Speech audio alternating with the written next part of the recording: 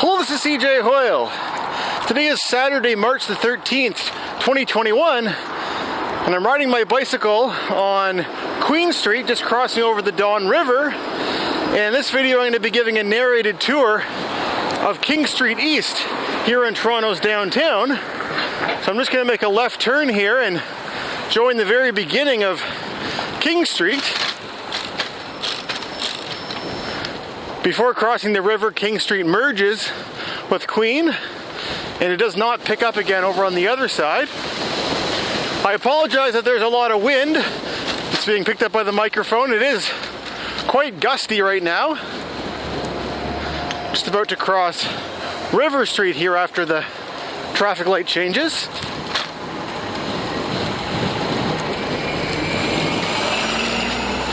So I'm heading in the west direction towards downtown.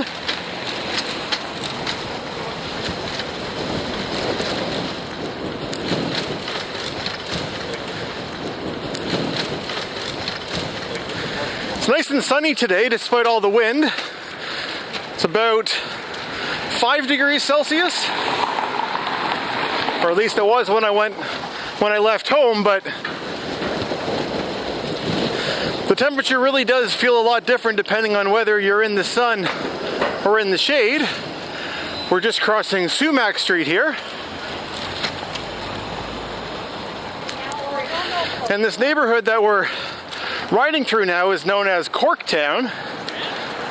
And these roads that we're going underneath of here, under these bridges, these are Richmond and Adelaide, which are two one-way east-west streets that go through the downtown. Imagine how much it hurt. And then over here in the east end, the two one-ways merge into one street and become Eastern Avenue.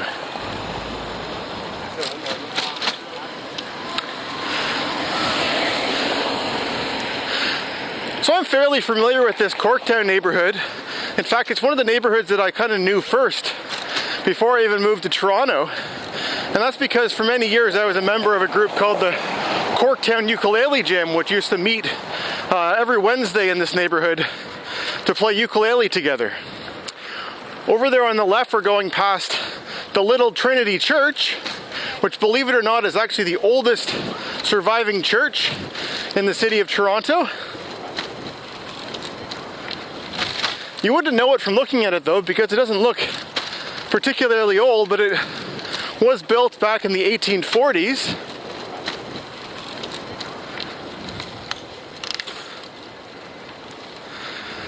We're just about to cross Parliament Street here. I've actually been in that church before. When I was with the Corktown Ukulele Jam, one of the Christmases we participated in a Christmas concert that was at that church.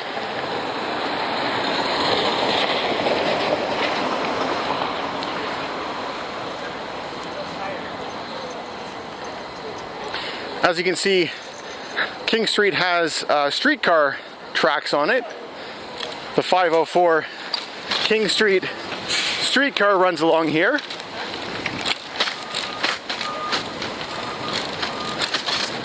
And there's a portion of King Street through the downtown which was transformed a few years ago into a transit priority street, whereby private motor vehicles are not allowed to drive long stretches of it. They're restricted to only, accessing the short sections and then turning right and getting off. And that's so that the streetcars that run along here can be prioritized and give people consistent, reliable service. It is a very well utilized streetcar line.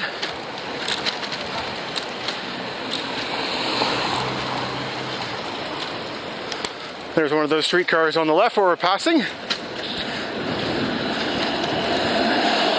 And as of now, all of our streetcars look like that. The newer design.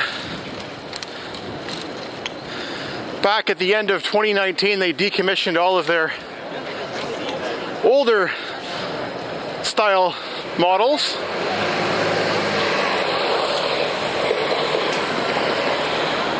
We're just at Sherburne Street, which is a street that I ride my bike on fairly frequently because it has a protected bike lane on it. I made a video a number of years ago where I rode my bike down Sherburne.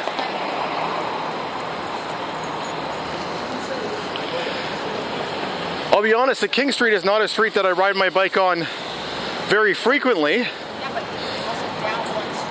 And I wouldn't say it's not bike friendly. I mean, it's, considering the transit priority nature, which, you know, doesn't allow vehicles, very many vehicles to drive on it, it makes it actually quite pleasant for riding a bike on, aside from the streetcar tracks, which are a hazard. You don't want to get your wheels caught inside of them.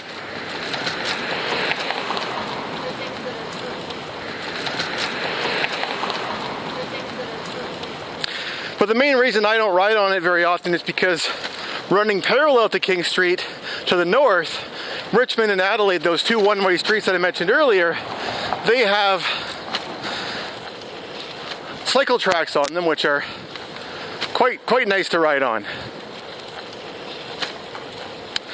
So here we are at Jarvis, and that's where that transit priority portion starts. You can see right below where the Jarvis sign is, there's a kind of a light up symbol, which is a white arrow with a cross through it, which means regular vehicles aren't allowed to go through. It says authorized vehicles and bicycles are accepted. So for a bike, you're allowed to, none of these restrictions apply. So you're able to ride on the street just the way you always would have been able to, with a lot less vehicle traffic. Over on the right, we're just going past the Cathedral Church of St. James, which is a much larger church than Little Trinity that we saw earlier. This transformation of King Street that I'm describing happened back in 2017. They installed it, and in 2019 they voted to make it permanent.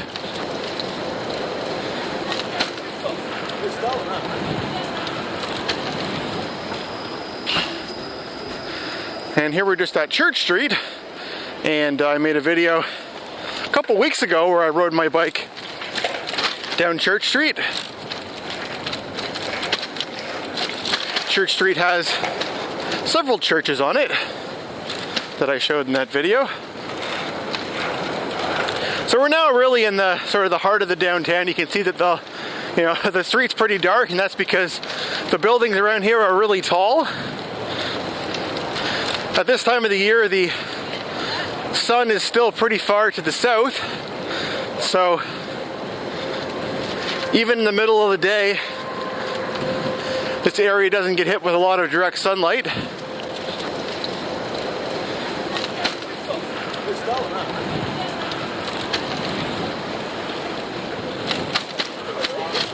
It's more noticeable on a day like today when it's, there's no clouds in the sky. When it's overcast, it's, more even lighting of everything. And here we're just crossing Yonge Street, which means that we've now switched from riding on King Street East to now King Street West. My plan is I'm going to ride as far as Bathurst Street, which is where that King Street transit priority corridor ends, for the sake of completeness. This next street here is Bay Street, and this intersection here is sort of the center of Canada's financial district, or Toronto's financial district, but the Toronto Stock Exchange and all the big banks have their headquarters at or adjacent to that intersection there.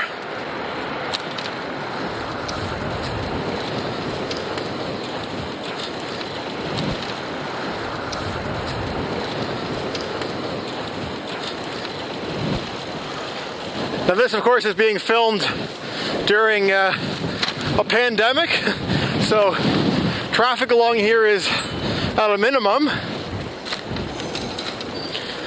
But if you were to come here pre-2020 during rush hour, this would be a pretty busy, bustling area where you might see, you know, streetcars lined up back to back to back along here. This intersection here is University Avenue, and University Avenue has a subway which runs underneath of it, and there is the St. Andrews subway station here at this intersection. That same subway line goes south from here and curves around past Union Station and then heads north again back at Yonge Street where we crossed earlier. So back at Yonge, we rode over top of King Station on the subway. The Yonge University line, or Line 1 as it's known, is a subway line which forms a U shape.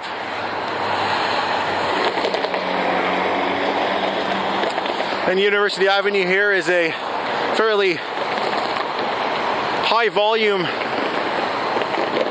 roadway, which a little bit north of here has bike lanes which run in either direction. And a couple months ago now, I rode my bike up University Avenue to show those bike lanes. Those were added in 2020 as part of Toronto's active TO pandemic response plan. Here we are at Simcoe Street, and we're now in what's known as the Entertainment District. That unusual looking building over there to my left, that's Roy Thompson Hall, which is a concert hall where the Toronto Symphony Orchestra performs. And there's a number of other theaters that are along this stretch of roadway here.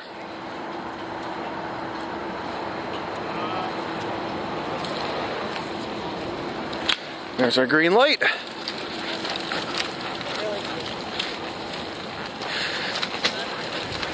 So prior to this King Street transformation,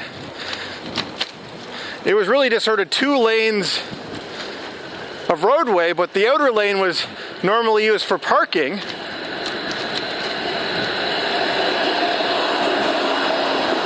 But there's now, as far as I'm aware, there's no parking along this section of King Street anymore. And it means they're able to do various different enhancements of the sidewalk to make it, you know, wider, and, you know, putting various different street furniture and things out to make it a nicer place to spend time. We're just about to cross John Street here.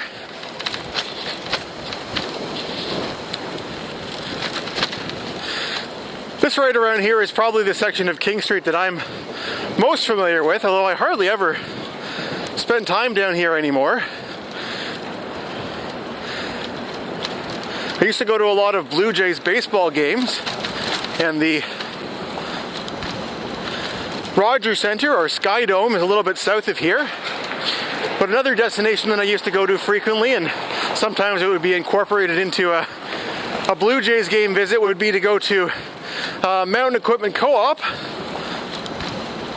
which is a store that used to be a co-op. And they used to have their downtown location over in this building that's over on the right, the one that now says Kitchen Stuff Plus.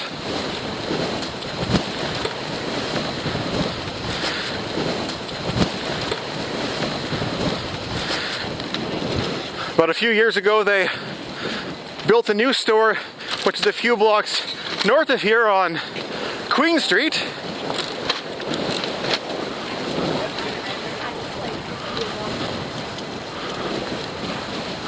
We're just about to cross Spadina Avenue here. Wait for the streetcar doors to close before I pass.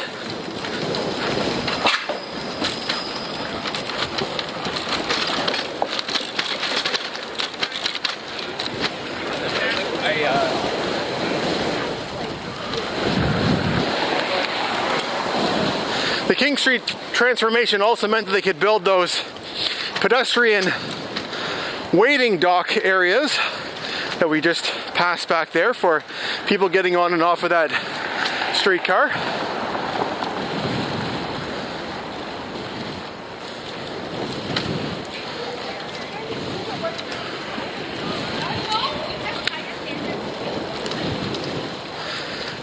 Like I said, I'm not a particular expert on King Street, so I suspect some of my viewers probably know a lot more about this area than I do, so feel free to make any corrections or provide any additional fun facts down in the comment section below.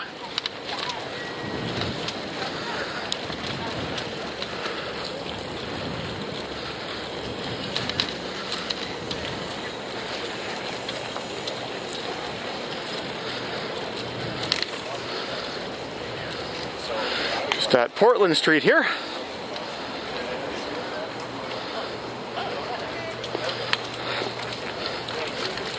There's our green light.